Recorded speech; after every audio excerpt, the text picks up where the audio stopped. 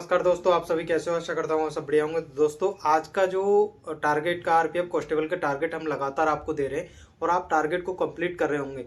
हमने टारगेट का ऐसा सेट किया था कि 20 दिन के अंदर आपका सिलेबस खत्म करा देंगे। मैथ का, रीजनिंग का और हिस्ट्री और पॉलिटी और जियोग्राफी, भारत का भूगोल और करंट अफेयर की वन लाइनर हमने करंट अफेयर कंप्लीट करा दिए। देखो, साइंस आपके पास टाइम है तो साइंस के टॉपिक आप लूसेंट से या और भी कोई बुक है फिजिक्स और बायोलॉजी को रिवीजन करते रहे आप, क्योंकि मैं इस टारगेट में ऐड नहीं कर रहा क्योंकि ज़्यादा हो जाएगा। आप के पास थोड़ा बहुत टाइम बचता है तो उसको कर लें, लेकिन हमको 50 में से 25-30 नंबर लाना बहुत ज़रूरी है, इसलिए मैं उसी हिसाब से टारगेट दे रहा हूँ। तो दोस्तों, ज़्यादा टारगेट दूंगा वो कंप्लीट भी नहीं होगा। और मैथ रीजनिंग का जितना ज़्यादा मॉक लगा सके लगाएं, स्पीड बहुत ज़रूरी है बनाना उसमें। तो आज जो मैं टारगेट दे रहा हूँ वो उसी हिसाब से दे रहा हूँ। अगर आपके पास टाइम बचता है तो और अदर सब्जेक्ट भी पढ़ सकते हैं, आपके पास टाइम है तो। उसमें इतने सब्जेक्ट लगातार आपको नहीं दे पाऊंगा।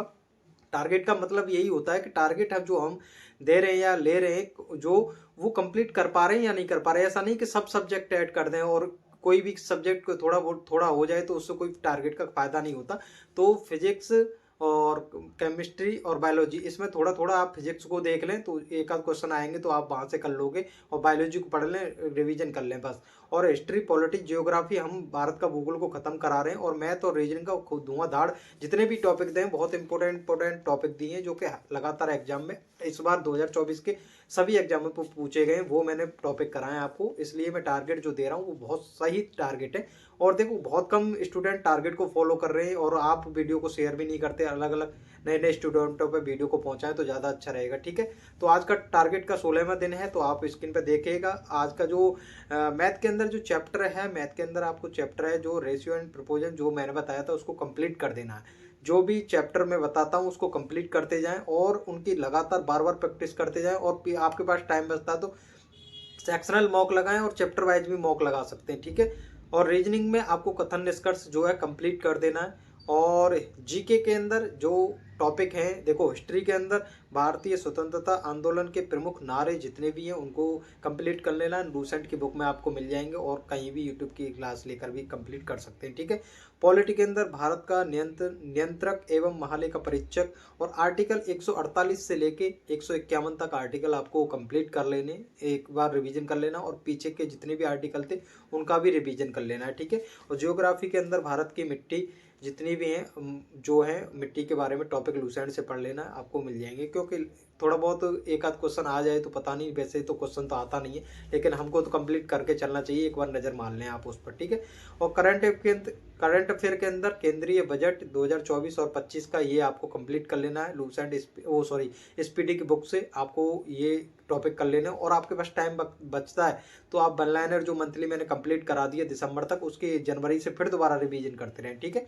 और स्टैटिक के अंदर भारत के प्रमुख मेले, उत्सव और त्योहार, इससे बहुत ज़्यादा क्वेश्चन आए। पीवाईक्यू मैंने देखे हैं जीके के अंदर, स्टैटिक पार्ट के अंदर, वो तो उसमें देखा गया है रेलवे ने यहाँ से बहुत ज़्यादा क्वेश्चन पूछे हैं, तो इनको आप एक बार देख लें। भारत के प्रमुख मेले और उत्सव त्यौहार, तो यही टारगेट है आज का, इसको कंप्लीट करेंगे दोस्तों। और टारगेट को लगातार कंप्लीट करते चलें जिससे कि आपको लगातार एग्जाम में फ़ायदा मिले। और अगर मॉक में आपके नंबर कम आ रहे हैं तो जो देखें, मॉक को एनालिसिस कर रहे हैं तो उस टाइम ये देखें आपका किस टॉपिक से आपका क्वेश्चन गलत हो रहा है मैथ और रीजनिंग में, उसको फिर बार बार रिवीजन करें, ठीक है। मॉक में नंबर आपके इंक्रीज हो जाएंगे। और पीवाईक्यू का देखो ऐसा रोल होता है, जो पीवाईक्यू जब पेपर बनता है तो पीवाईक्यू कम से कम 70 से 75% पीवाईक्यू फॉलो किए जाते हैं, पीवाईक्यू क्वेश्चन के आधार पर दिए जाते हैं।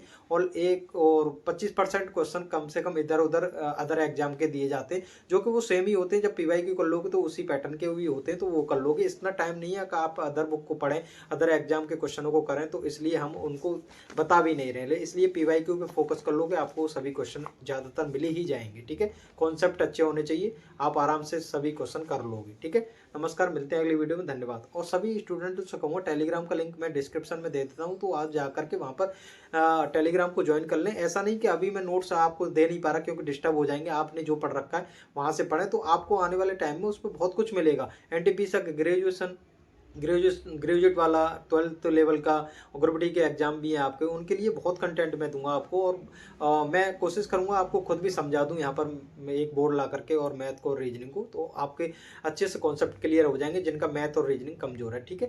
तो नमस्कार, मिलते हैं।